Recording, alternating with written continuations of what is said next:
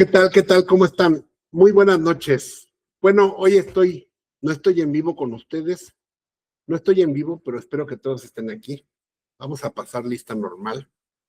Tenía un compromiso, entonces grabé previamente la clase porque no quiero que nos atrasemos.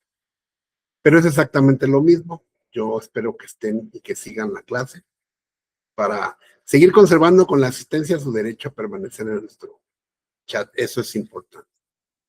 Aunque no estoy en vivo, sí estoy en el chat del grupo y también aquí en el chat del canal, donde ustedes pueden preguntar o escribir libremente. Me estará llegando en tiempo real la pregunta, la observación.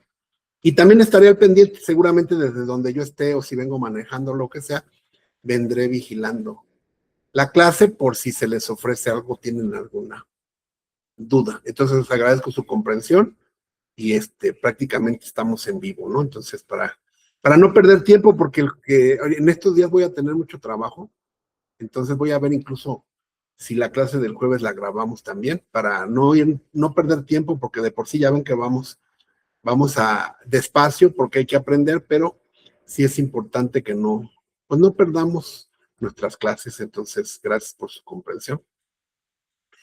Y estábamos el Ministerio Público realiza la solicitud de vinculación. Yo les mandé a ustedes diversas tesis de la Suprema Corte donde se explica un poquito este tema tan complejo de la vinculación, porque pues muchos todavía no logran entenderlo bien, como que lo ven como un minijuicio, y ya decíamos que la vinculación a proceso solamente es una resolución que dicta un juez. Cuando existe un hecho que la ley señala como delito, con apariencia de delito, y que los datos de prueba que hasta ese momento se han expuesto y se han argumentado por parte del Ministerio Público son suficientes y pertinentes para acreditar en términos de indicio que una persona es probablemente responsable. Siendo, y reitero la palabra probablemente, porque no es un momento de juzgamiento ni un momento para determinar responsabilidad, siendo el artículo 316 el que implica básicamente en su fracción tercera cuál es la naturaleza de esta vinculación, como su nombre lo indica, es una autorización para continuar con un proceso, una persona sujeta a un proceso vinculada que debe de seguir bajo una medida cautelar con las subsecuentes etapas. Habrá una no vinculación cuando se actualice alguna causa de extinción de acción penal o excluyente del delito, que nosotros ya conocemos. Los aspectos negativos del delito: ausencia de conducta, tipicidad, causa de justificación, causa de inculpabilidad, o el tema de una excusa absolutoria que anula la punibilidad. En esos casos, y en caso de poderse acreditar en este momento a nivel dato de prueba, pues provocará la no vinculación en términos del artículo 316, fracción cuarta. El auto de vinculación se dictará por los hechos que ya hemos analizado, que fueron motivo de la imputación. El juez podrá reclasificarlos, pero antes de que esto ocurra, porque esos hechos fijan el hecho por el cual se seguirá el proceso, como ya lo hemos platicado, la inmutabilidad fáctica. Nosotros ya conocemos el hecho que estamos analizando, pero les decía yo que les pido por favor que lean las tesis que explican de varias maneras lo que yo estoy tratando de decirles. Por ejemplo, voy a abrir algunas al azar, pero ustedes revisen todas las que les envié. Estas son algunas de las más significativas. Por ejemplo, esta que dice: el auto de vinculación a proceso no es el momento oportuno para que un juez de control, ante una eventual contradicción entre los datos de prueba de descargo desahogados en el plazo constitucional con los de cargo, dé prevalencia a uno sobre otros. Sí, o sea, no puedes decir es que ahí ya te estoy demostrando y te gané. No, o sea, es que no es el momento. Les decía yo que cuando surge una duda, acuérdense que el dato de prueba no se ha desahogado, solamente se refiere, se menciona. Con eso es muy difícil que un juez de control pueda tener pues una visión amplia de lo que realmente representa pues una entrevista, un dictamen pericial, porque no tienen ahí al perito, no tienen ahí al testigo. Por eso es que ante la duda, aquí es al revés que en juicio. En juicio ante la duda se absuelve y aquí ante la duda se vincula. Dice aquí: el auto de plazo constitucional, al decidir sobre la vinculación, debe valorar los datos y medios de prueba ofrecidos por la defensa. Sin embargo, ante su eventual contradicción con los de cargo, sin que aquellos logren desvirtuar plenamente la imputación, no es el momento para que el juez resuelva. Es decir, si no hay un dato de prueba contundente que establezca un aspecto negativo del delito, el juez te va a vincular. La justificación es precisamente porque cuando se desahogan datos o medios de prueba y hay un estándar de contradicción, no es el momento para que el juez resuelva, porque el juez de control no es el que va a dictar sentencia. Eso queda reservado a la etapa de juicio, como lo vemos aquí. Toda vez que en un sistema penal acusatorio, en las primeras etapas no se logra una plenitud probatoria, sino una disposición preliminar. Dice lo anterior, pues el auto de vinculación no resuelve el fondo del asunto, sino que su finalidad es determinar si los datos justifican la continuación del proceso para llevarlo a una etapa posterior, a una etapa intermedia de depuración. Es decir, que el juez no puede de manera anticipada depurar, salvo algún caso de excepción, donde se acreditara plenamente la irresponsabilidad o no responsabilidad o la no existencia del delito, eso generaría una auto de no vinculación. Es muy difícil entonces que obtener un auto de no vinculación, más no imposible, no imposible.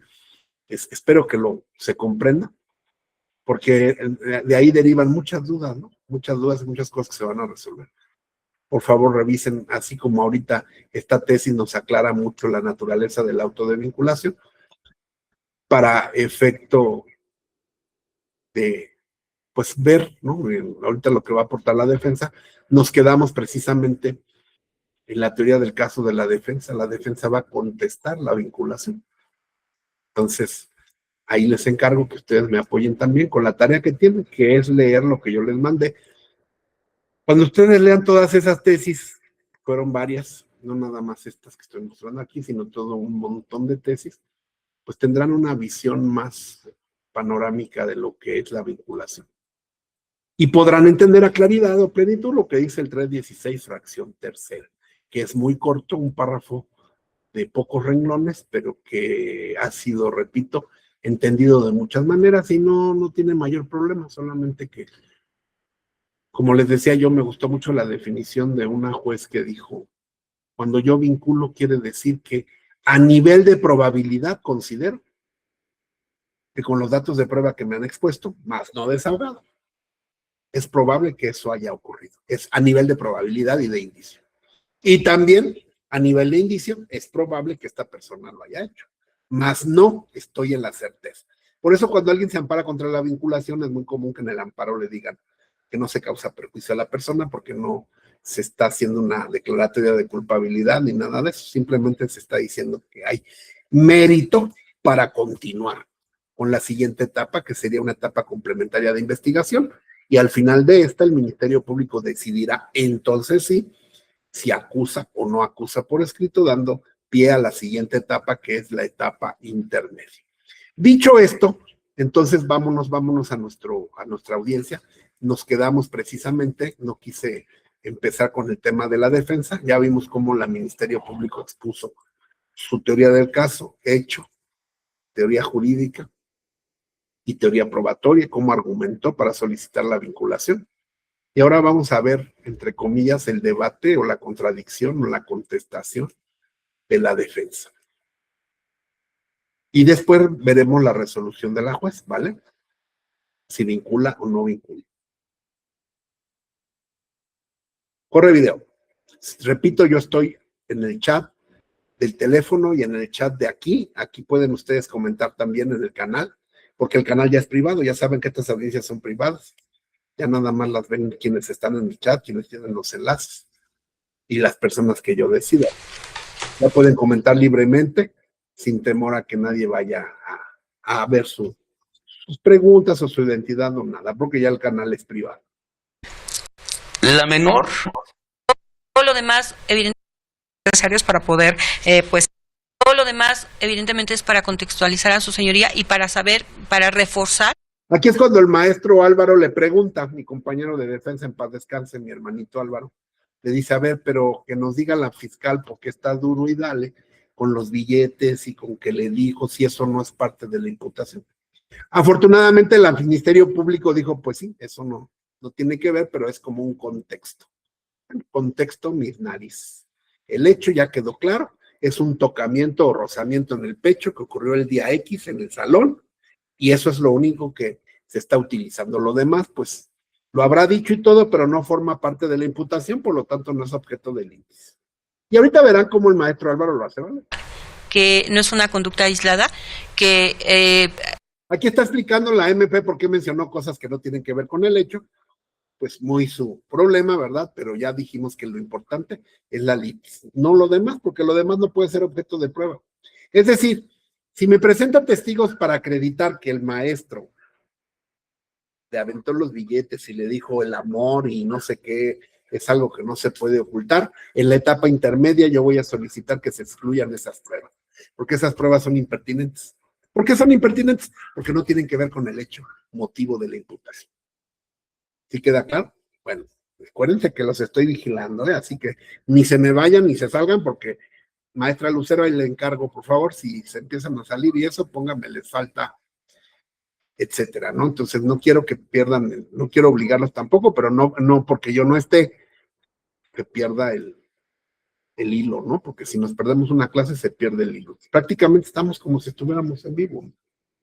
Y créanme que yo ya estoy ahorita bastante cansado porque todo el día he estado trabajando, pero no quiero que se pierda la clase y por eso me la grabé 2 horas más, entonces sí quiero que haya respuesta y que no se me vaya.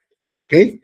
Bueno, repito, estoy en el chat del canal y en el chat del celular y probablemente hasta viendo la clase también para ver quiénes están. Gracias. han sido varios los eventos y no solamente con esta menor, sino como lo referí, se señaló en la Junta de Padres de Familia que han sido por lo menos de los padres que hicieron, digan que Sí, su señoría, muchas gracias. Gracias. Señora.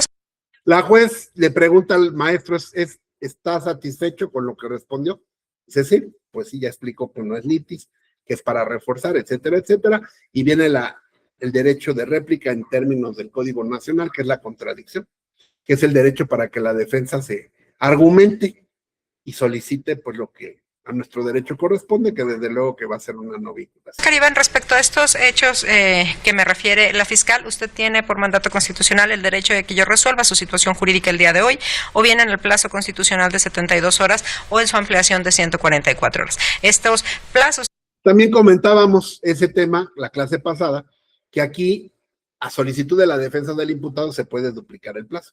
En caso de que se duplicara, la audiencia se suspende porque está pidiendo 72 horas más a efecto de completar 144 en términos de 308, 309, 310 del Código Nacional y en términos del 19 constitucional para tener más tiempo para incorporar nuevos datos de prueba, es decir, un periodo de investigación previo antes de que la juez resuelva sobre la vinculación. En caso de que decidiera duplicar, la audiencia termina después de debatir la medida cautelar y se cita para una audiencia que se llama audiencia de duplicidad en el término y que la estoy marcando aquí con el cursor. Pero en caso de que el abogado defensor y el imputado decidan no duplicar, la audiencia inicial inicia y termina hasta en un solo momento, que va a ser el caso, este caso. Porque pues no vamos a duplicar porque no tenemos más datos de prueba que ofertar ni nada en este momento. Seguimos. Sin embargo, perdón, es deber de la juez preguntarle, ¿verdad? Si desean duplicar el plazo. Entonces, al no duplicar, se sigue. ¿Y por qué en este momento lo pregunta la juez? Bueno, porque si se duplica no tendría caso que ahorita el abogado debata, porque entonces se supone que está duplicando el abogado porque va a incorporar nuevos datos de prueba.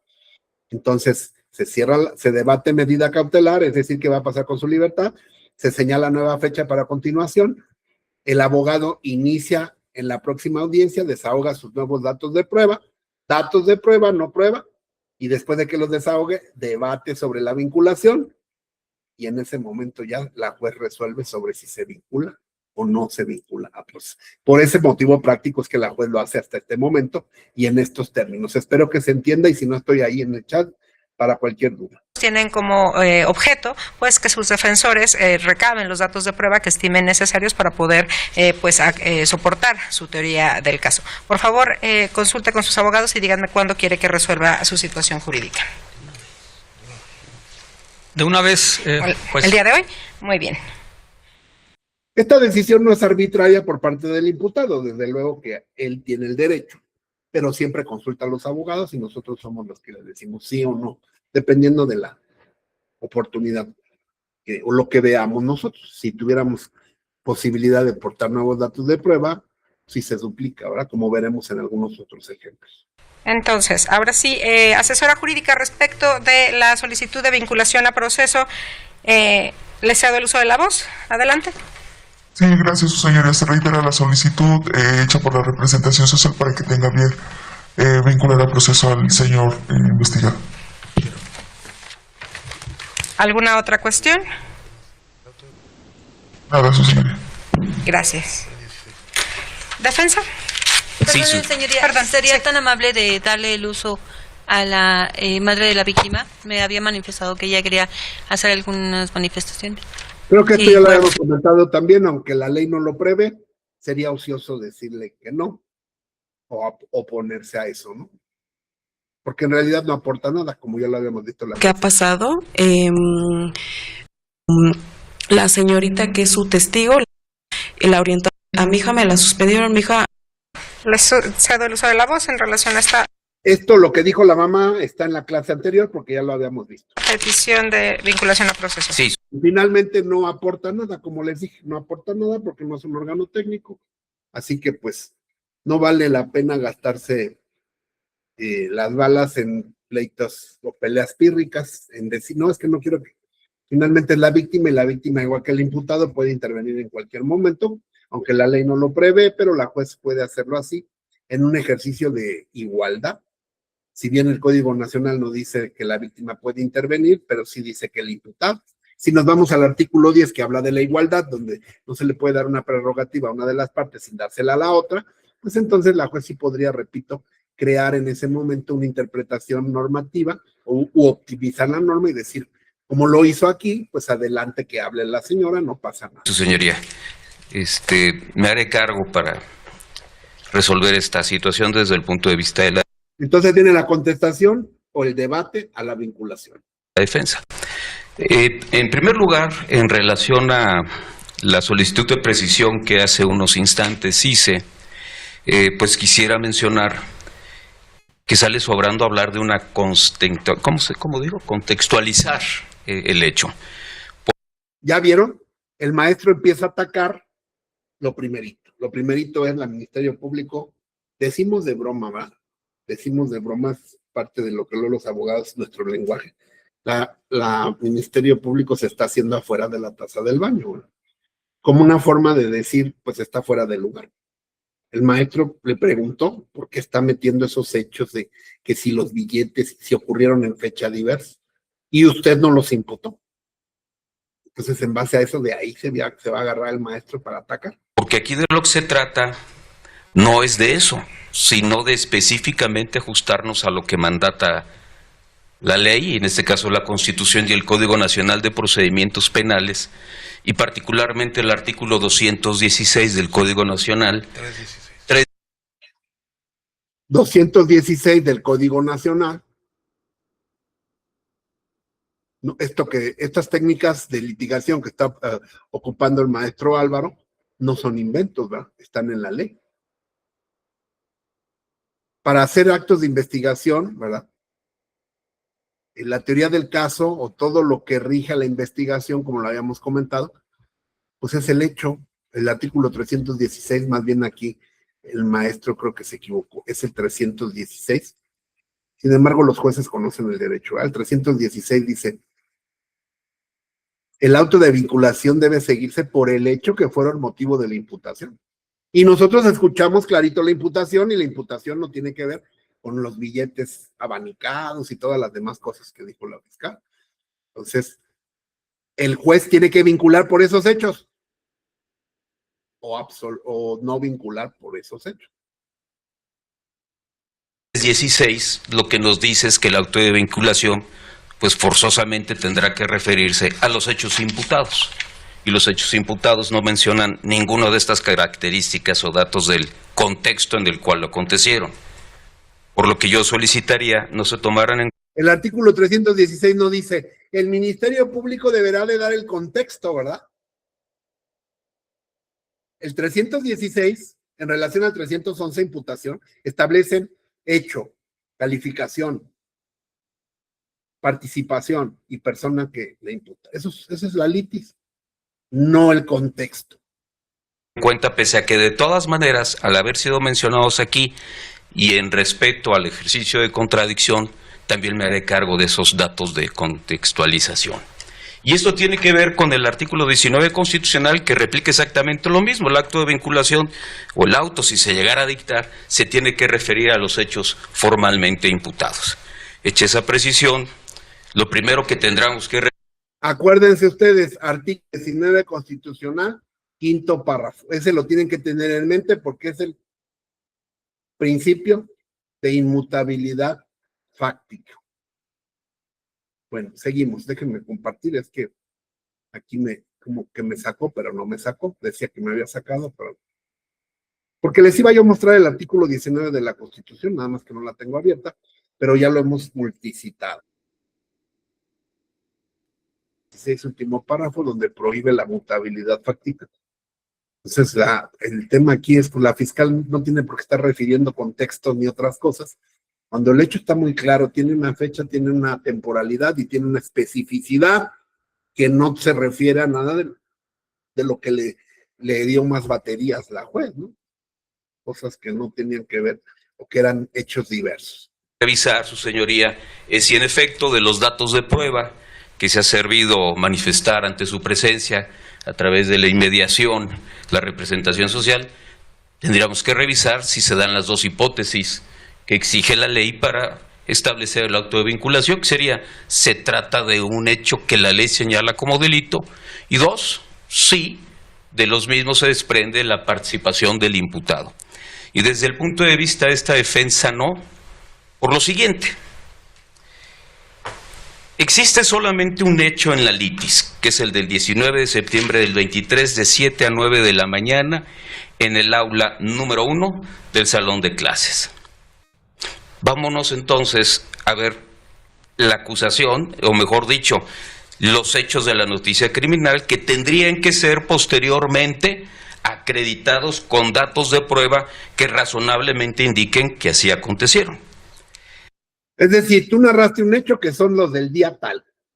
Todos tus datos de prueba que referiste se tienen que enfocar a ese día. La menor en esa denuncia afirma que el maestro le pidió quitarse la sudadera gris, pues debe usar el uniforme. Aquí, con toda claridad, ya dicho de la propia menor de edad, no es intención del ahora imputado observar ninguna parte de su cuerpo, porque incluso previamente en su declaración manifiesta que el profesor establece las reglas de la clase. Y una de ellas es que deben de asistir con el uniforme. Y ese día, tal y como ella misma lo reconoce, no iba con una sudadera que formaba parte del uniforme. Entonces, ¿cuál fue el motivo por el cual, de haber sido el caso, que no lo reconocemos, le haya pedido? Porque ni siquiera le pidió que se la quitara, de acuerdo a las mismas palabras de la víctima. Ella se lo... ¿Ya ven? Está utilizando lo mismo que dijo la víctima, su propia declaración, porque nosotros no tenemos ningún dato de prueba. Pero ¿qué está viendo ahí? En la declaración de la niña, pues incongruencia. Está viendo incongruencia. Y eso es lo que hay que hacerle ver a la juez. Entonces, tenemos que ser muy observadores. Tenemos que estudiar muy bien el hecho, muy bien lo que dijo la niña y los que fueron los testigos presenciales, porque todos los demás pues son testigos de oídas, no sirven ni para uno ni para lo otro. Pero los que vieron fueron la niña, el maestro y un alumno que hay por ahí, ¿verdad? Que también declaró. Lo quita porque el maestro le dijo que no puede estar en el salón, supuestamente, porque tiene que estar con el uniforme. Entonces el maestro no le quita la chamarra por quererle ver los pechos, sino porque es una cuestión reglamentaria. La misma alumna reconoce que esa chamarra no forma parte del uniforme, ¿no? Esa es una muy buena razón del por qué. Porque si el maestro le hubiera dicho a ella, o ella hubiera declarado que el maestro le dijo, a ver, quítate tu chamarra para verte tus pechos o para verte tu tatuaje. No, ¿verdad? Aquí lo que la alumna refirió es que ella había infringido el reglamento al traer una chamarra que no era y que el maestro le pidió que se la quitara. Entonces ahí vemos que no hay una intencionalidad o un dolo directo para realizar un acto sexual, un tocamiento sexual. sino que la intencionalidad directa e inmediata es el cumplimiento de un reglamento. Ella procede a quitarse la sudadera. Pero también habría que recalcar que uno de los testigos de cargo, el joven José Tadeo. Ahí está el otro. La otra entrevista del otro testigo, que es el joven Tadeo, que sí vio, porque de eso nos vamos a ocupar. ¿Para qué nos ocupamos de la mamá? ¿Para qué nos ocupamos de la maestra?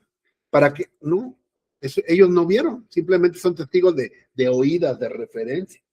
Los que realmente nos importan y a donde nos tenemos que centrar nuestras baterías son a los que realmente son testigos del hecho, no de cuando los billetes le brilló y le dijo que los hombres somos no sé qué y todas esas cosas, sino de la fecha tal cuando ocurre el tema de quítate la chamarra y cuando le roza el pecho. Eso es a donde nos tenemos que abocar todas nuestras baterías y nuestro ataque como abogados. Cuando depone ante la fiscalía, jamás menciona que el maestro le haya pedido quitarse una sudadera. Nunca lo dice, nunca lo menciona.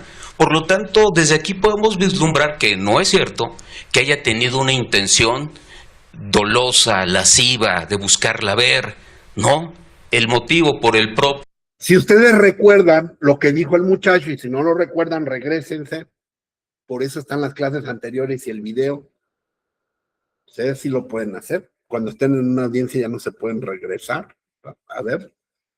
Pero regrésense a lo que dijo el muchacho. Por eso hay que estar bien vivos de lo que dijo. Efectivamente, él nunca mencionó lo de la chamarra.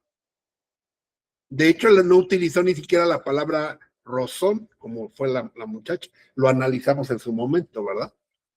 No son hechos coincidentes. La declaración de uno no coincide con la de la otra. Dicho de la víctima, no en esta, sino en otras deposiciones a las que voy a hacer mención también, menciona que se la quitó para cumplir con las instrucciones reglamentarias previamente establecidas por el profesor, y ahí voy a hacer eco de lo que mencionan de esa relación de poder y subordinación. Pues claro que tiene que hacer uso de poder, pero con cuestiones lícitas. ¿Dónde está la licitud? Que es cumplir un reglamento. Claro que el maestro pues tiene que vigilar que se cumplan las reglas. Ahí no se puede decir que lo hizo por abuso. De esa supuesta solicitud tienes que cumplir con el uniforme. Entonces no es cierto que dolosamente haya casi querido desnudarla para verla. La propia testigo no lo manifiesta así. Dice que se lo quitó porque tendría que cumplir con el reglamento. Entonces también quiero aprovechar para que vean ustedes la diferencia entre un dato de prueba y una prueba. Cuando se desahoguen las pruebas en juicio, la niña va a declarar de viva voz. El niño declarará de viva voz y responderá a las preguntas que le formulen las partes de manera indirecta y en el área adjunta. Y aquí lo único que se está haciendo es utilizar las declaraciones previas que se dieron en la agencia del Ministerio Público para poder determinar la congruencia o la coherencia o no. Entonces realmente aquí pues es un mero indicio. Esas declaraciones no se rindieron en presencia del abogado ni en presencia del imputado, se rindieron con la pura presencia del fiscal.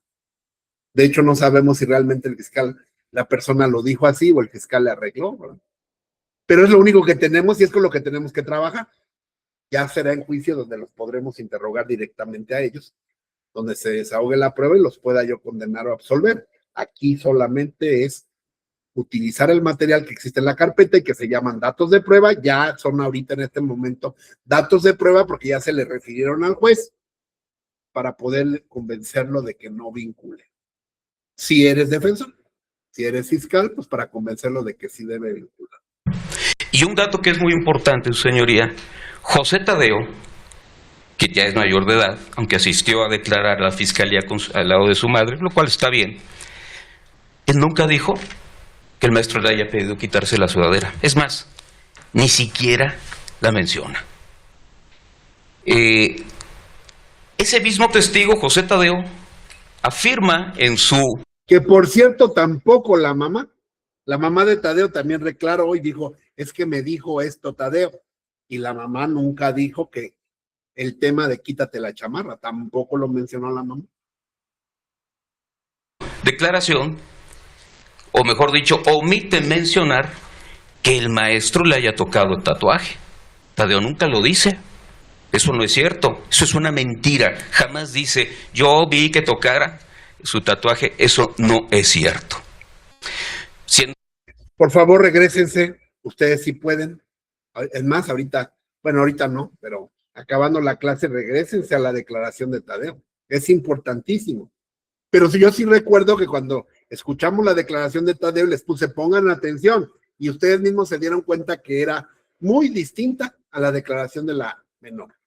El caso que la menor afirmó que le tocó el tatuaje en diversa entrevista con el dedo índice, no con las manos, como también se mencionó al inicio de la audiencia por parte de la Fiscalía. No fue con las manos, sino que en posterior deposición, que aquí está en la carpeta, dice que lo rozó, dice la víctima, con su dedo índice en su tatuaje. Eso es muy común, y hay que hacerlo valer. ¿A qué me refiero? Lo que está diciendo el maestro. Es muy común que el Ministerio Público les tome una primera declaración y después los vuelva a llamar para que la amplíen o la ratifiquen y luego en la segunda sale con que ahí ya hubo un rozón. Hay que hacerle ver a la juez que pues a la primera vez dice una cosa y la segunda vez la perfecciona con otra.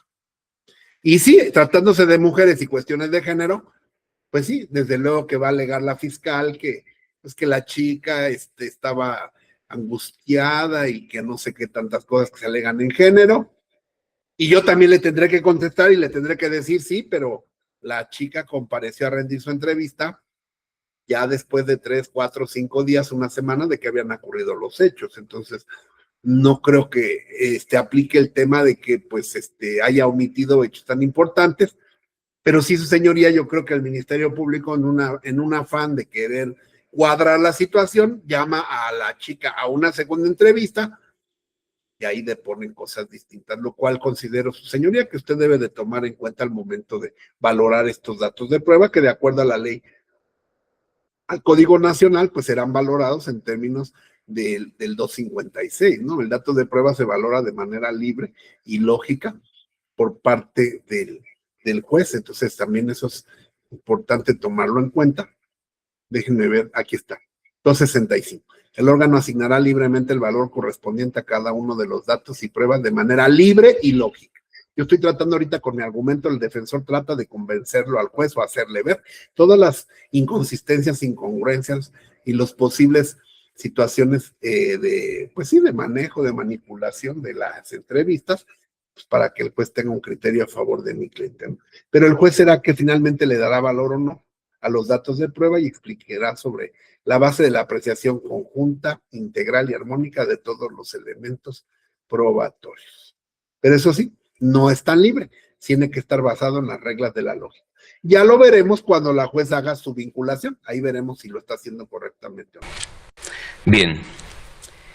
Y aquí es donde me voy a hacer cargo, aunque no forma parte de la formulación de imputación, pero sí dentro de la llamada contextualización de los hechos, que la menor, que el día 26 de septiembre de 2023 el maestro le dijo, acercándose a ella, todo esto podría ser tuyo si quisieras, y que hay 3 cosas en la vida como son que un hombre no puede ocultar, que es el dinero, la belleza y el gusto por las mujeres. Pero en la deposición de Tadeo no lo menciona. No dice qué es lo que podría ser de ella. No lo dijo el maestro, aunque eso no forma parte de la litis, pues la MP lo metió que según para apuntalar, ¿no? La credibilidad y que porque son hechos que, bueno, ya que usted lo tocó, aunque no es parte de la litis, sí lo voy a meter, dijo el maestro. Yo también me voy a ocupar de eso, diciéndole que Tadeo nunca mencionó esos temas. Dice dinero, algún objeto, algún beneficio, no lo dice. Y es muy importante también mencionar dentro de estas cuestiones del referido contexto que la víctima menciona que el día 26 de septiembre, contexto, no hecho imputado, pero sí mencionado y referido, al decirle supuestamente el maestro que todo esto podría ser de ella, etcétera, que eso le constaba a 2 alumnas, Denise Soto y Roxana. Y Denise Soto y Roxana no comparecen. Luego entonces no hay... Había otras 2 testigos que mencionó la propia víctima y no les tomaron su entrevista, ¿verdad? Nada más aún. ¿Por qué no les tomaron las entrevistas a las otras 2? Existe una sola prueba, ninguna, que acredite el contexto, que además no puede ser contexto del hecho imputado, porque este segundo hecho, contexto, es del 26 de febrero, cuando el hecho se dio el 19, el que es verdaderamente imputado. Entonces no hay congruencia ahí ni siquiera con que sea contexto de lo acontecido anteriormente. Son días distintos, con una diferencia diametral de varios días, casi una semana más, que no tiene nada que ver con la imputación, el tema de los billetes. Y porque además ni Denise Soto ni Roxana depusieron para poder corroborar. La labor del abogado, como ustedes pueden ver, y nadie mejor que el maestro en paz descanse, de ser elocuente, no estar dando vueltas y hablando tonterías, no, explicar por qué. Acuérdense que la juez, no se les olvide, la juez no tiene la carpeta, no tiene las declaraciones. Pues tenemos que ser muy claros, muy precisos. También es importante cómo hablamos, los niveles de voz, los acentos, el movimiento corporal. Creo que todos estamos entendiendo perfecto lo que está explicando el maestro. Pero hay otros ejemplos, y podrán ver ustedes videos en YouTube, donde dices, pues como el de la defensa más leal. Pues güey, ¿qué dice? No se le entiende. O simplemente su argumento, pues no. Dices tú, es una vacilada, no se la vas a comprar, no se la vas a creer.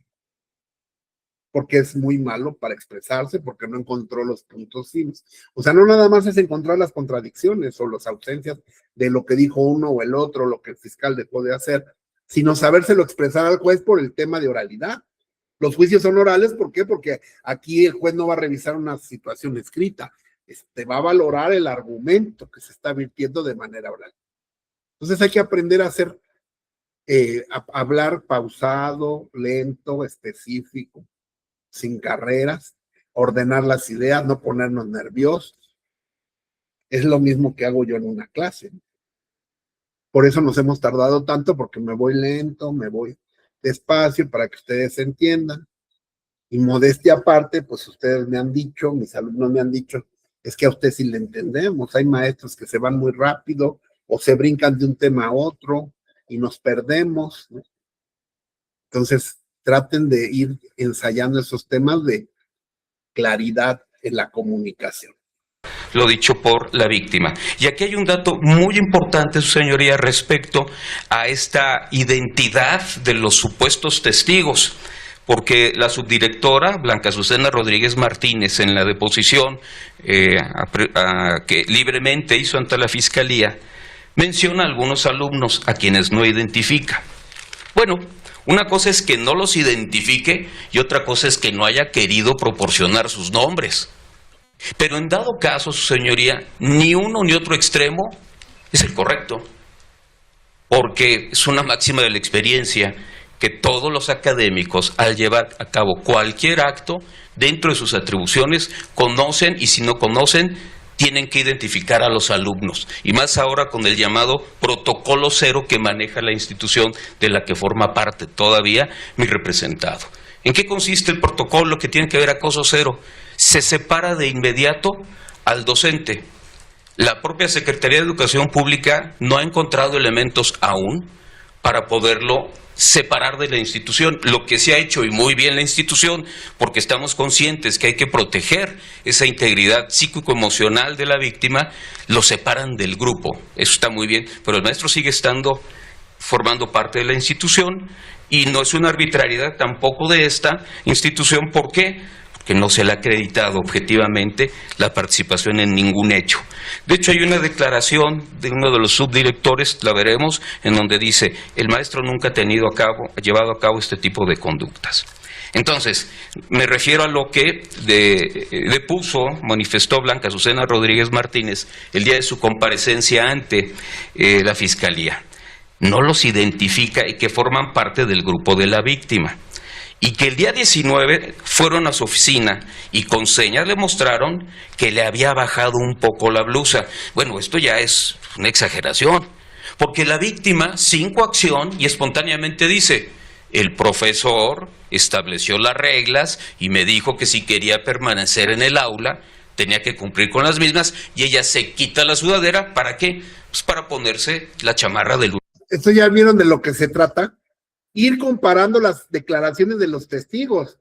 ¿Qué dice uno, qué dice el otro y dónde se están contradiciendo?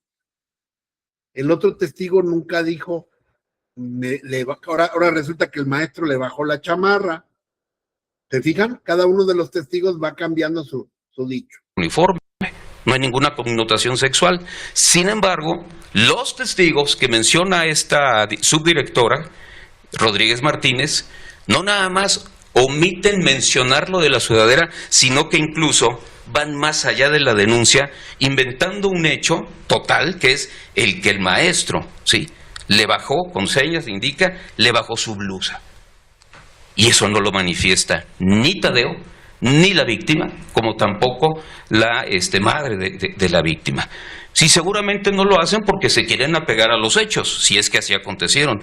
Pero este grupo de desconocidos, etéreo y abstracto, que no debe tener ningún valor, sin embargo, hace presumir, y me voy a atrever a hacerlo, bueno, no, todavía no, que no fue cierto lo que aconteció, porque ninguna de las personas que he mencionado dice que el maestro le haya bajado, ni expresa, ni... Los testigos, los que vieron, ninguno dicen que el maestro le bajó la blusa, como ella lo declara. Y tácitamente le haya bajado la blusa. Eso no aconteció. Y además todavía contradicen lo que dice la víctima, porque estos alumnos, este conjunto de alumnos desconocidos, que no debe de serlo, claro que saben quién es, supuestamente al bajarle la blusa le dicen: a ver, supuestamente el maestro, a ver, enséñame tu tatuaje. Y eso no es cierto. La víctima nunca dice que el maestro le haya pedido: enséñame tu tatuaje. Eso no viene en su deposición, y de hecho en ninguna. El maestro no pidió verle, es más, le preguntó: ¿tienes tatuajes? Que es muy diferente. Y desde aquí voy anticipando que esa connotación sexual, dolosa, lasciva, que además ya no tendría connotación porque lo lascivo se refería a un tipo penal del 2004 y no al tipo penal actual del 2023, que es donde se dieron los hechos, habla de una conducta obscena. Pero bueno, son dos cosas diferentes, como veremos en su oportunidad. Pues nos podríamos desprender que con toda intención el profesor, al ver llegar a la alumna, le pide que se quite la ropa para ver su físico o su cuerpo, ¿no? Porque ni siquiera así lo menciona la víctima. Ah, pero sí lo mencionan los testigos. ¿Que quiénes son? No lo sé. ¿Por qué? Porque no quiere identificar a quienes no identifica. Bien. Le subí un poco la velocidad, porque pues como ven los debates son largos y todo, creo que sí se está entendiendo, el maestro habla pausado, pero de todos modos cualquier cosa importante la vamos resaltando. Y ustedes pues tienen el video para verlo cuantas veces quieran o regresarlo si algo no lo entendieron bien. Y que supuestamente le dijeron, que el maestro le dijo: a ver, enséñame tu tatuaje. Eso tampoco lo dijo la víctima. Tampoco. Los alumnos, y esto es muy importante dentro del contexto, pero que muy posiblemente, su señoría, tenga que ver con el hecho imputado por el cual se fija única y exclusivamente la litis. Los alumnos que comparecieron ante la subdirectora a la que me estoy refiriendo tienen dotes adivinatorios.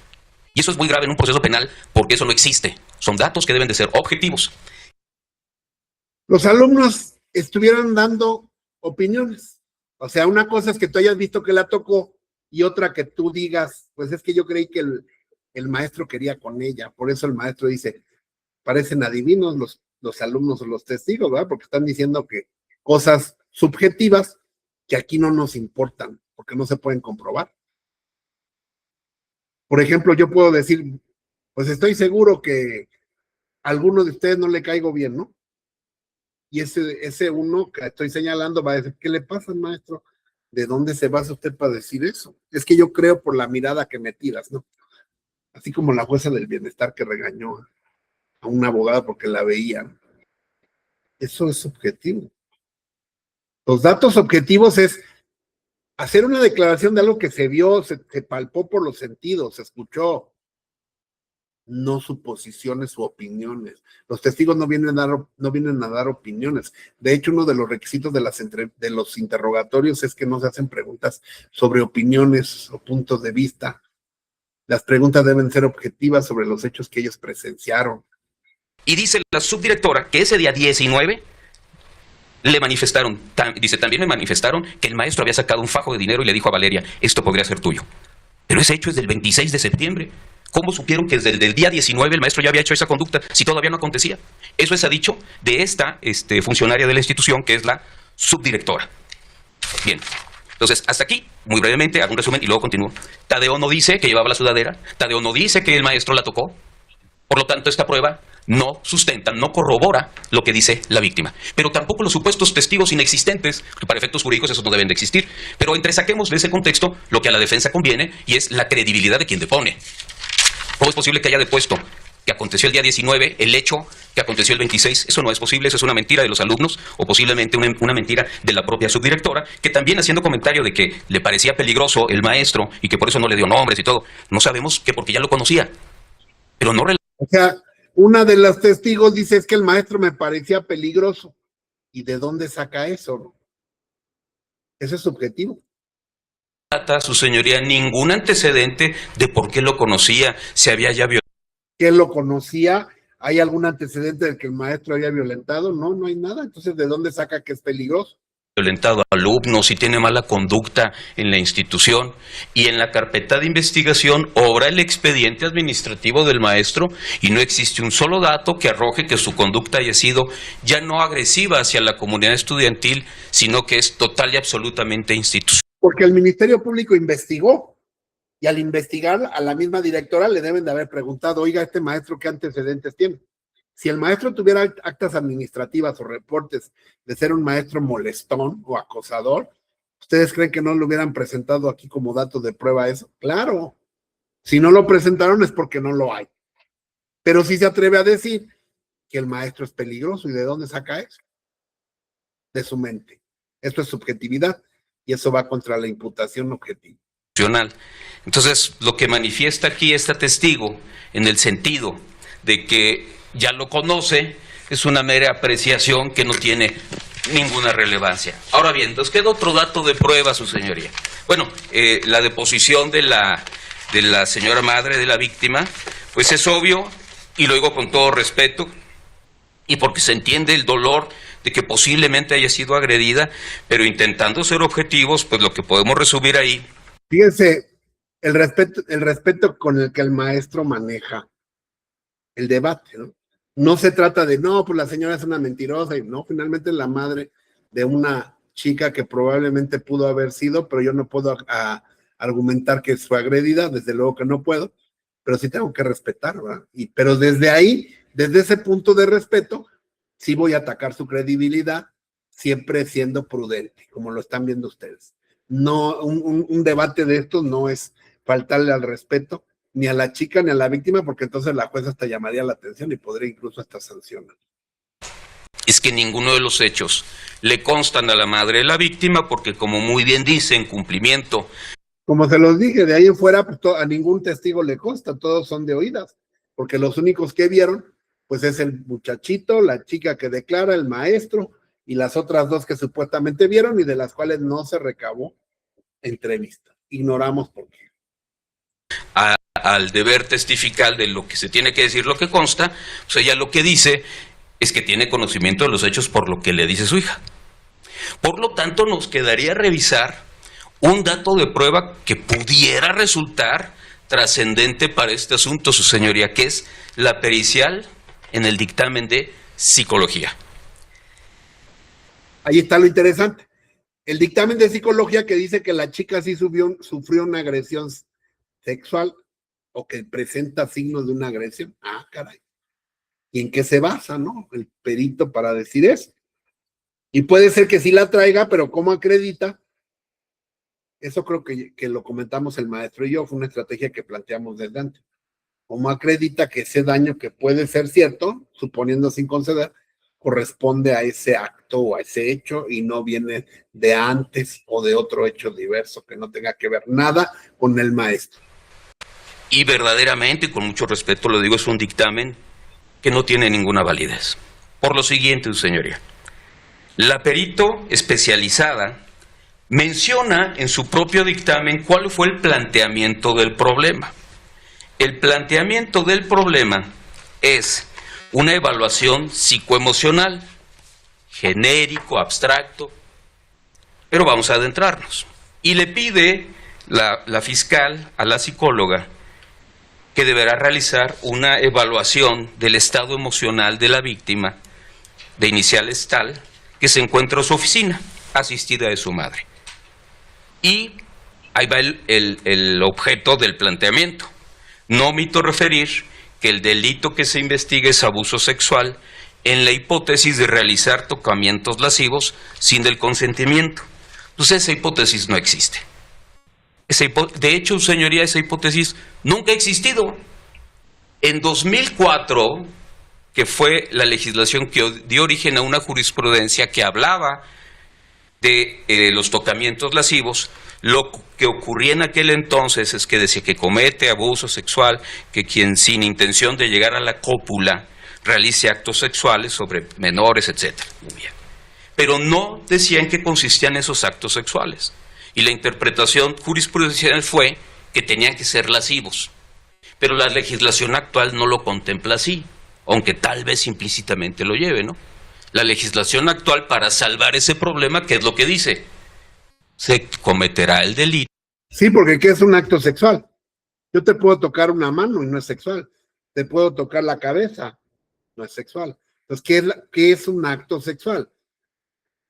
No lo dice la ley. De abuso sexual, aquel que lleve a cabo tocamientos o manoseos, pero que sean obscenos, que es muy diferente. Aquí no hablamos. ¿Se acuerdan del tema del rozón? Pues un rozón, ¿a quién no nos lo han dado, no? Y más cuando nos subimos al metro. En todos lados donde hay aglomeraciones, pues te dan rozones, ¿no? Y pueden ser hasta rozones en órganos sexuales, pero no van con la intencionalidad erótico-sexual. Hablamos de manoseos, hablaríamos de tocamientos, pero una cosa es un tocamiento, otra quizá un manoseo y otra un rozón.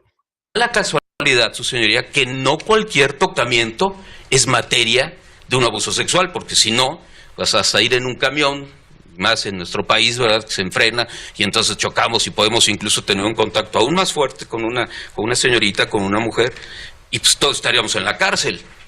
Lo que se castiga es precisamente la intención dolosa, quererlo cometer. ¿Y cuál sería la intención dolosa de un docente que por hacer cumplir el reglamento tal y como dice la víctima, le dice no puedes, ni siquiera le pide que se quite la ropa, no puedes ingresar porque no traes el uniforme, y ella se lo quita espontáneamente? Entonces, ¿por qué hizo ese comentario? Pues no para observarla, sería ahí sí de verdad una falta y un atentado al pudor de la señorita, con todo respeto lo digo, sea un atentado al pudor. Pero no, ella misma lo dice, para cumplir el reglamento establecido. Entonces no es cierto que hay una connotación dolosa sexual. Y eso nos lleva a este dictamen psicológico en donde el planteamiento del problema se refiere a un tipo penal que no... Ojalá puedan ver los que no conocen, todavía no se han enfrentado a un dictamen, que puedan ver un dictamen. Un dictamen empieza por hipótesis, antecedentes, planteamiento del problema. Luego viene el desarrollo de la investigación y una conclusión. Todo eso hay que revisarlo, a ver si es coherente, concreto, qué bibliografía utilizó, qué razonamiento está utilizando. Luego ponen bibliografía que nada más la ponen por ponerla, como cuando uno les deja un trabajo a los alumnos y buscan cualquier libro, cortan y pegan, pero ni siquiera consultaron el libro ni lo conocen. Entonces a los peritos es la manera en la que se les va a quitar credibilidad a sus dictámenes, pues es atacando precisamente cualquiera de las partes de un dictamen. No existe, pero bueno, supongamos que se diera por bueno ahí intentando encuadrar las conductas. Lo verdaderamente delicado, su señoría, es que la misma perito, en este dictamen al que hace referencia la Fiscalía, dice material de estudio. registro de observación mental y registro de entrevista psicológica. Nunca hace mención que el material de estudio tiene que ser la carpeta de investigación en donde se encuentran los elementos que se tienen que investigar, particularmente ¿cuál? El hecho que se dio a conocer como delictuoso, el del 19 de septiembre. Ahí hay un error, que el aperito nunca señaló la carpeta como también lo que dijo la muchacha como objeto de estudio. Y eso es fundamental porque ahí está el hecho, ¿no? Entonces, es un error que cometió el perito. Todos los peritos pueden cometer errores o a todo le puede uno encontrar el error y de eso se trata la labor de un defensor, buscar los puntos débiles, los puntos flojos y resaltarlos. ¿Y por qué es importante? Me adelanto a la conclusión, pero regreso después a la argumentación. Porque el perito dice en sus conclusiones. Por ejemplo, nada más por poner un ejemplo. Si ahorita pusiéramos a 10 maestros a que vieran mi clase y que buscaran los errores que tengo como maestro, errores de didáctica o de lo que ustedes gusten, claro que todos van a decir, pues es que manotea mucho, es que para mucho el video, es que no concreta, y todos me van a encontrar defectos. Igual si a cualquiera de esos los pongo aquí, también todos, hasta yo, diría, le falta esto, le falta lo otro. No va a haber un perito perfecto, todos tienen errores y defectos, y entonces, pues en ese sentido lo más importante es encontrar lo medular, lo que va a servir para quitarles la credibilidad. Que el estado emocional actual de la persona evaluada, que es la menor, se encuentra alterado, caracterizado principalmente por miedo, angustia, intranquilidad y preocupación. Dice el perito que al momento del examen que le hicieron a la menor, que estaba alterada por miedo, angustia. Pues sí, pero ¿de dónde viene ese miedo o esa angustia? O cómo determinas, es bien difícil, a mí se me hace bien difícil que puedas determinar que ese miedo y angustia realmente, más que determinar, ¿no? Probar o demostrar que proviene de ese hecho. Estados que se presentan derivados de los hechos que se investigan. ¿Cuáles hechos? ¿Y por qué digo cuáles hechos? Porque el perito nunca dice en su peritaje que base de su estudio o el material de estudio es la carpeta o la noticia criminal. Luego entonces, al no conocerlos, lo que ella pueda llegar a dictaminar se basa en narraciones de las vivencias genéricas, intemporales de la víctima.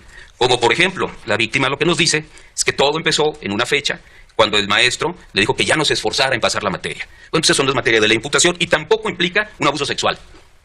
Pero sí.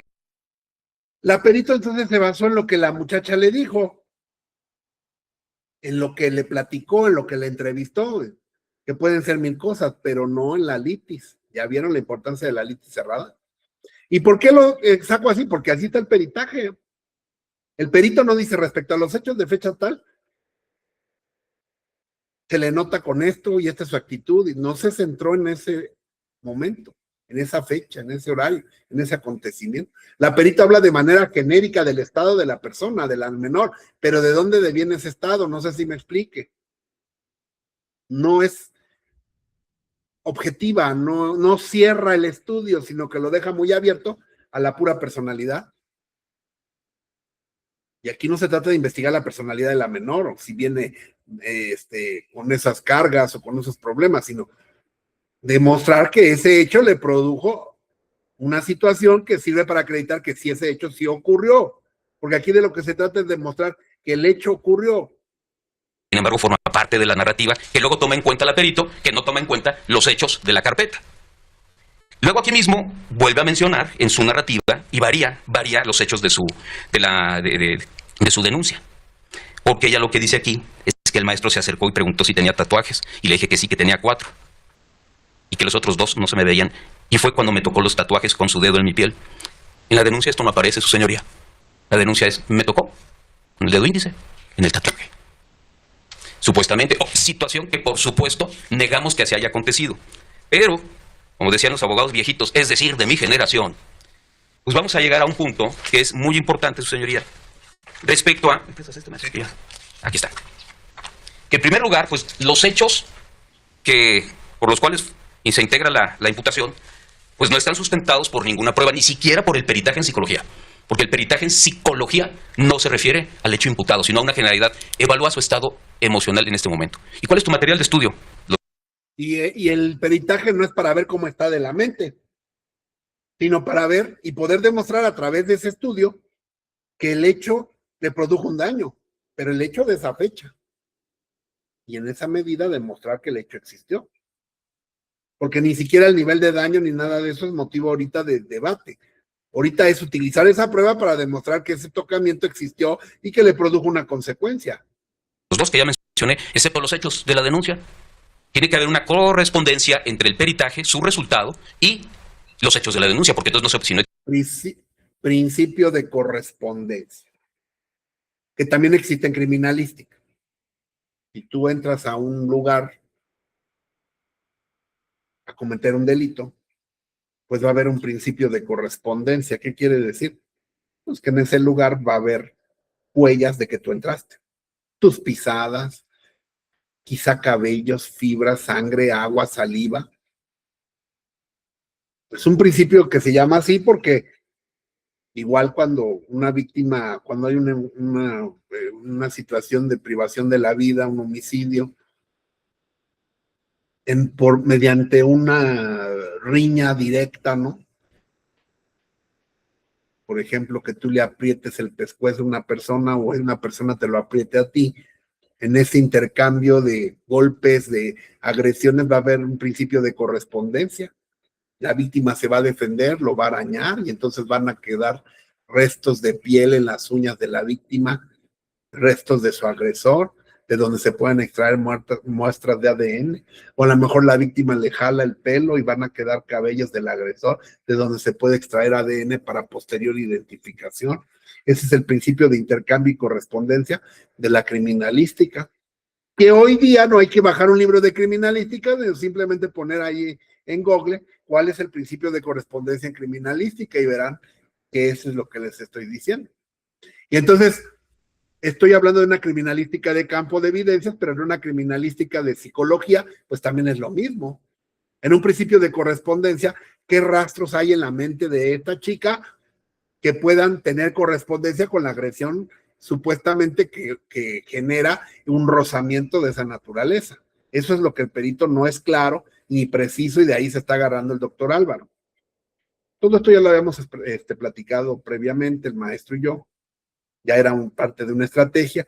Solamente puede hablar o hacer uso de la voz uno de los dos abogados, no pueden hablar los dos pueden estar, los dos pueden comunicar, auxiliar, pero por motivo de orden y demás, solamente una, igual si van varios ministerios públicos, solamente uno puede hacer uso de la voz. Desde el principio de la audiencia te preguntan quién llevará el uso de la voz. Y eso sí, pues nadie le ganaba, como ustedes podrán ver, nadie le ganaba al maestro Álvaro a ser elocuente, ¿no? Por eso es que él siempre llevaba el uso de la voz en las audiencias.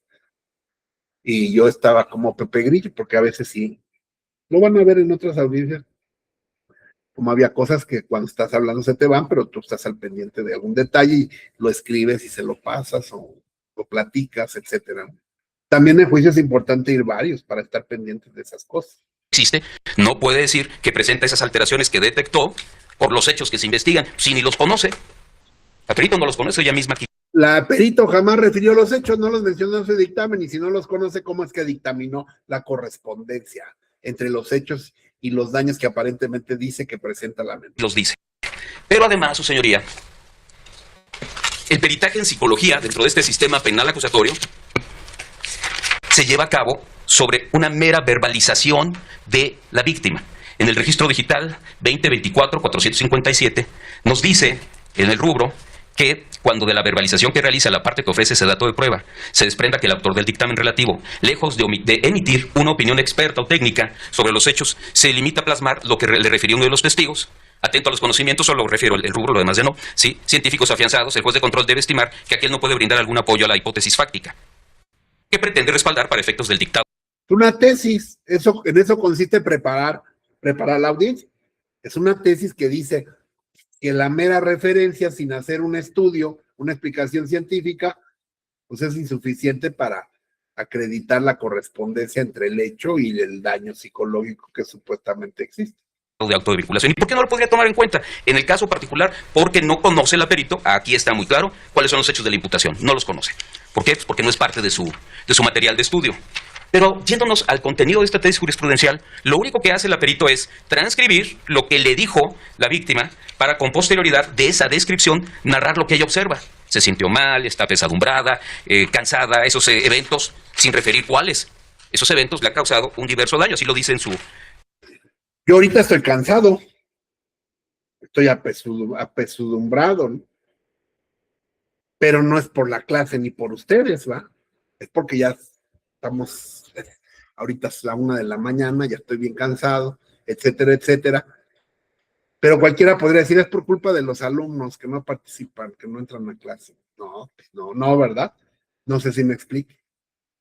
Sí, estoy cansado, estoy apesadumbrado ahorita, pero no es por culpa de ustedes. Pero cualquiera podría decir, o hasta yo mismo es por ustedes, ¿no? No sé si me explico en el punto. Su conclusión, pero no nos dice por qué.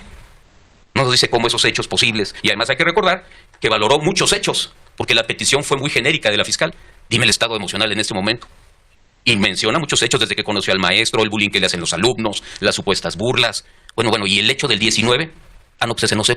Todos los hechos valoró, todo el contexto, todo lo que pasó antes, menos el día del acontecimiento. Al menos no aparece en el dictamen, y al no aparecer, pues es lo que nos da pie para atacar eso. ¿Por qué? Porque no es materia de mi peritaje. ¿Y por qué no es materia de tu peritaje? Porque no tomaste en cuenta la denuncia. Un error en el peritaje. Bien. Por lo tanto, señoría, estima a este defensor, esta mesa de litigación, que ni siquiera podríamos estar en presencia del tipo. Es decir, hay un problema de atipicidad. Porque, repito, no se castiga el tocamiento por sí mismo. Se castiga la intención del tocamiento. La fiscalía dice que lo hizo. Es teoría del delito. Ese delito no admite culpa o imprudencia. Ese delito es por esencia doloso. Para que sea delictiva y perseguible, es una intencionalidad lasciva, una intención de tocar.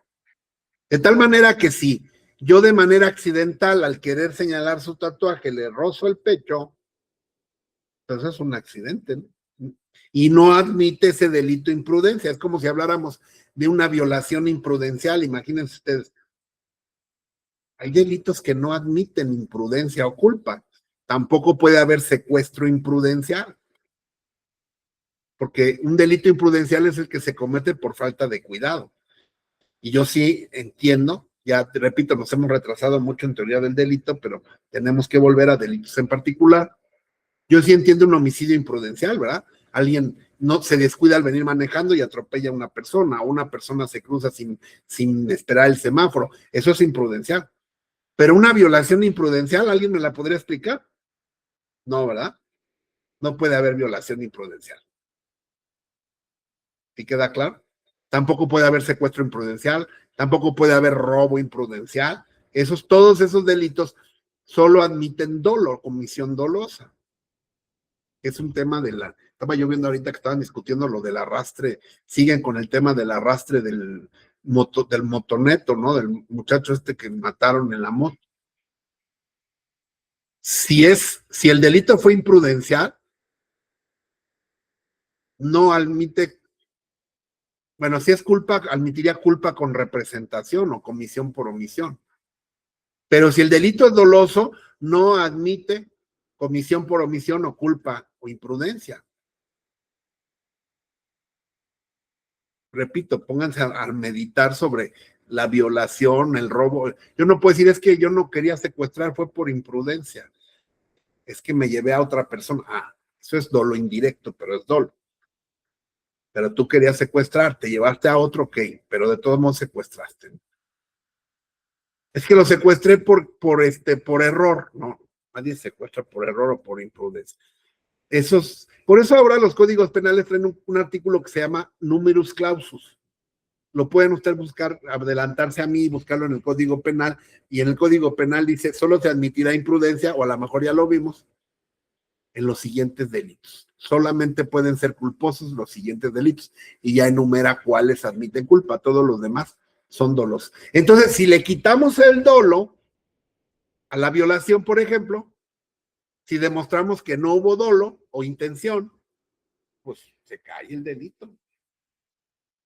En este caso, si demostramos que la intención del maestro no era un acto lascivo, un tocamiento en el pecho, sino simplemente pues una situación reglamentaria, quítate el suéter, y pues, tocó el tatuaje arriba del pecho, más el rozón fue accidental, pues el rozón, que es el verdadero acto sexual, no fue doloso, fue un accidente, pues son como los que nos dan en el metro, ¿verdad? Los llegues que nos dan en el metro.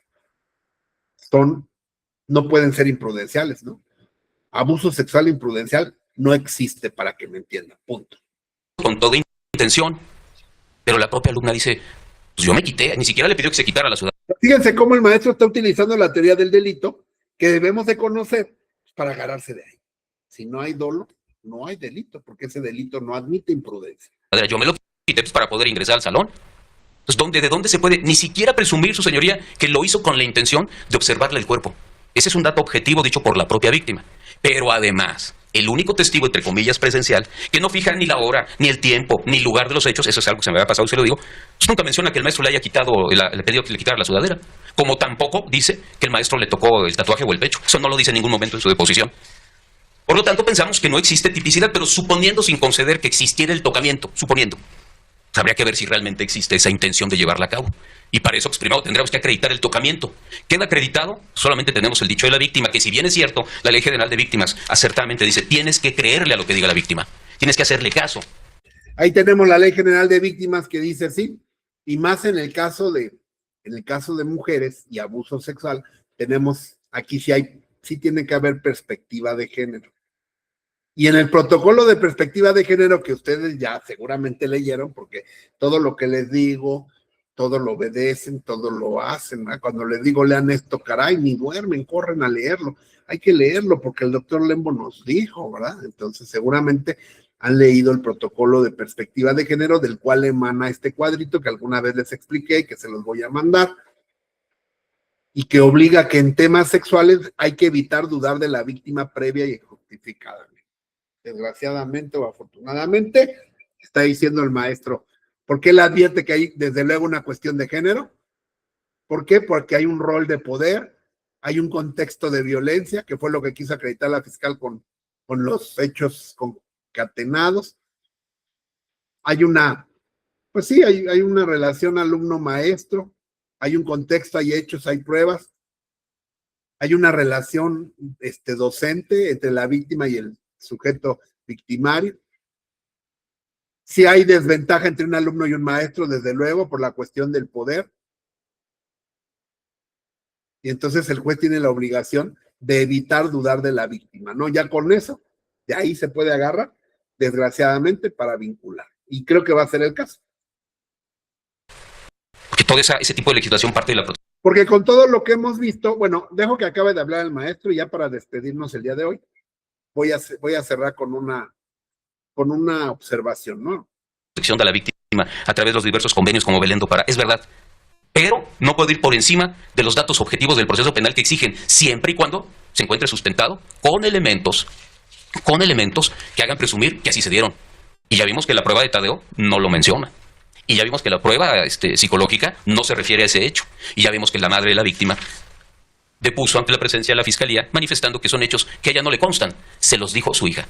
Pero también ya vimos que la deposición de la subdirectora habla sobre testigos. Ninguno de los otros testigos les constan los hechos. A todos se los platicó la hija o el otro. Ya eso ya lo explicamos, los únicos que vieron se contradicen. O no dicen lo que uno dijo, o el otro sí dice lo que el otro dijo, en fin. Que quién sabe quiénes sean, lo cual es una falta gravísima. Estamos ahí ocultando quiénes son los testigos, porque supuestamente tiene temor. ¿Temor a qué?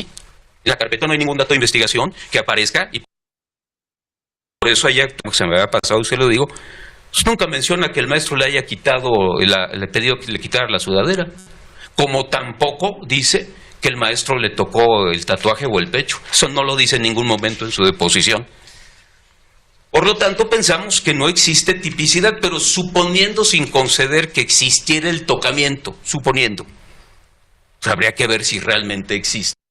Suponiendo sin conceder quiere decir, pues no lo vamos a aceptar, pero si hubiera sido así, de todos modos no hay delito. Esa intención de llevarla a cabo. Y para eso, pues primero Porque no hubo intención. tendríamos que acreditar el tocamiento. Queda acreditado, solamente tenemos el dicho de la víctima, que si bien es cierto, la Ley General de Víctimas acertadamente dice, tienes que creerle a lo que diga la víctima, tienes que hacerle caso. Porque todo ese tipo de legislación parte de la protección de la víctima a través de los diversos convenios como Belén do Pará, es verdad. Pero no puede ir por encima de los datos objetivos del proceso penal que exigen, siempre y cuando se encuentre sustentado. Fíjense qué buen argumento está diciendo.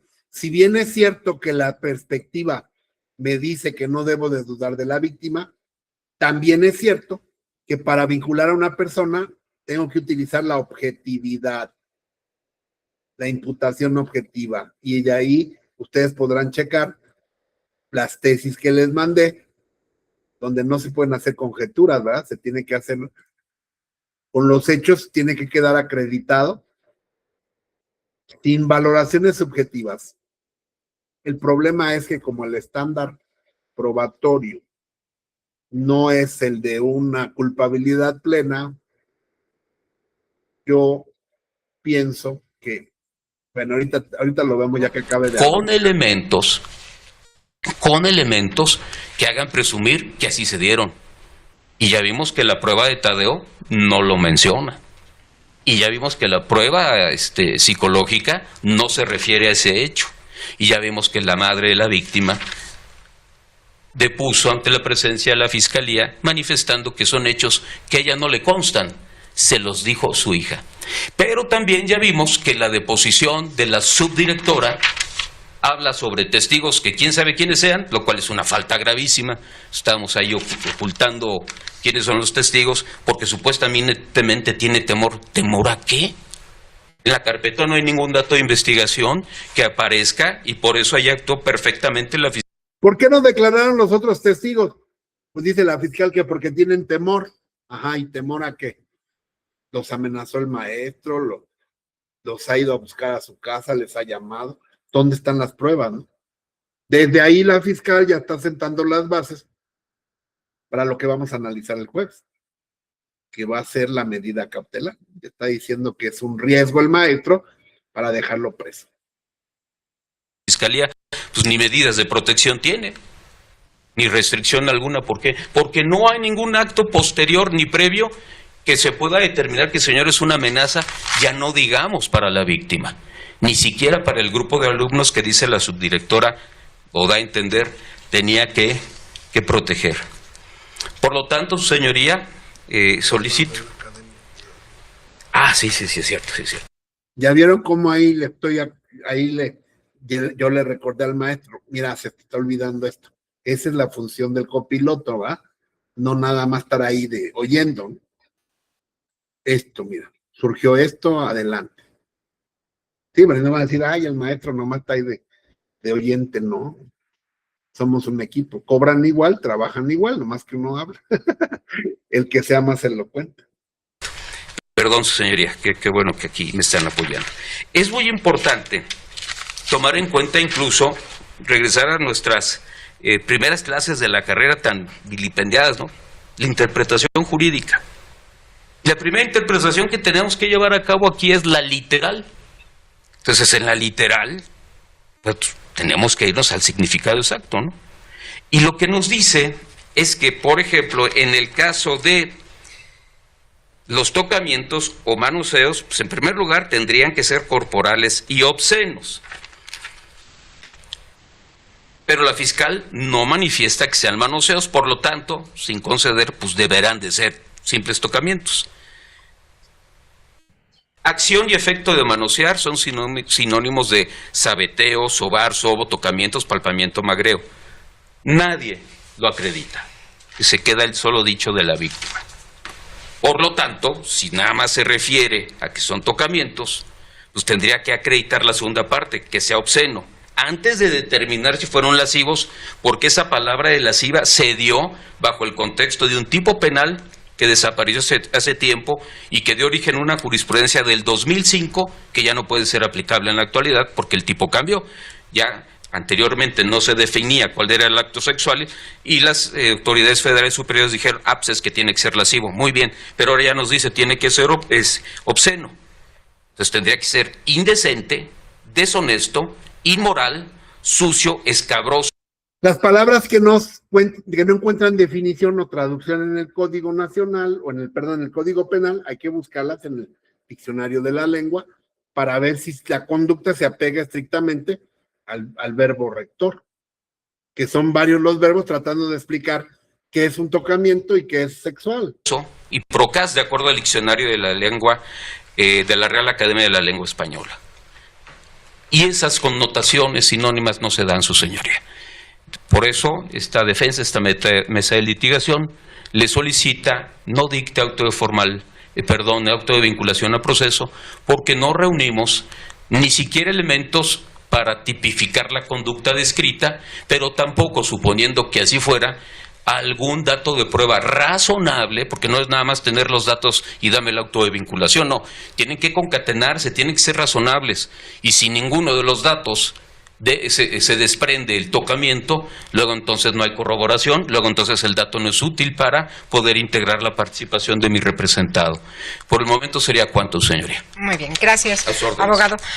Voy a decretar un receso porque al parecer la menor se quiere retirar, lo que me están informando aquí. Entonces vamos a decretar un receso para verificar esta situación antes de darle el uso de la réplica. Por favor, auxiliar Sala. La Ministerio Público tiene derecho de réplica sobre lo que acaba de decir, no para meter argumentos nuevos. Tengan en cuenta esa situación. Cuando alguien replica es sobre lo que acaba de decir lo que acaba de decir el anterior interlocutor. Por eso cuando el maestro Álvaro está contradiciendo, pues la fiscal tendría que ir anotando los puntos que él va tocando para contradecirlo. Cuando ahorita hable la fiscal no es una nueva oportunidad para ver qué se le ocurre o para volver a plantear lo que ya planteó. No, es para contestar lo que acaba de decir el maestro, porque si no está fuera de lugar. Ejemplo. Si yo estoy discutiendo contigo que porque una discusión cotidiana entre los novios, ¿no? Te estoy discutiendo contigo que porque saliste con un amigo que yo no me avisaste, ¿verdad? Y yo soy tu novio y te fuiste con un amigo. Y entonces cuando la chava debate dicen, bueno, pero es que tú también me hiciste esto la otra vez. No, eso es otra cosa. Estamos hablando de una cosa, respóndeme a esto, no me saques otras cosas que ya están superadas o que no son objeto del debate, no sé si me explico. Ir cerrando el debate porque si no el debate nunca se acabaría. Si ahorita la fiscal al contestar saca cosas nuevas, nunca se va a acabar el debate. Entonces tengan cuidado en ese tema de argumentación. La fiscal tenía que contestar todos los puntos que el maestro le dio, uno por uno, como ella lo desee, pero sin salirse de esos temas, ni aportar nuevos datos, porque entonces estaría equivocando su argumentación o saliéndose del lugar. Bueno, después de que escuchemos, ahorita les iba yo a hacer la pregunta, pero todavía tiene una oportunidad la fiscal. Adelante con tu pregunta. ¿Deseas que Se activó la inteligencia artificial aquí en mi celular. Hasta me espantó, pinches teléfonos. Luego te espantan. Yo tenía un iPhone y no sé cómo se llama la asistente del iPhone. Luego sí te daba miedo porque parecía que era humana, ¿no? Sí te empezaba como a aprender y, no, chingadera, ya por eso mejor me quedé con el Android. ¿Para qué quiero teléfonos iPhone endiablados o embrujados? Les iba yo a preguntar si ustedes vincularían o no, pero todavía falta escuchar a la fiscal y probablemente una vez más al maestro. Y entonces ya en próxima clase les haré la pregunta, si ustedes vincularían o no y por qué, si fueran juezas o jueces. Cuídense mucho, buenas noches y por favor no falten, aunque yo no esté, les trataré de dejar las clases grabadas. En caso de que el jueves no pueda estar, la pasamos para el viernes, ¿vale? Yo les aviso. Lo hacemos el viernes en la noche. Así que si tienen pensado irse de pedos y esas cosas, mejor vayan cancelando. No es cierto, no es cierto. Yo les aviso con oportunidad del propio jueves, pero no quiero que nos retrasemos. Entonces, pues el viernes no habrá obligación de estar, desde luego, porque muchos los compromisos, pero de que la damos, la damos. O se la dejo grabada para el jueves, no sé. Ya lo decidiré como ande yo de tiempo, pero no quiero que estemos perdiendo el tiempo, porque una clase perdida ya no se recupera. El tiempo vuela. No va a ser que un día me cargue el patas de a mí también y no quiero dejar los mochos ni a ustedes ni a mi pequeñita. Que descansen. Buenas noches. Nos vemos en la próxima ocasión. Gracias.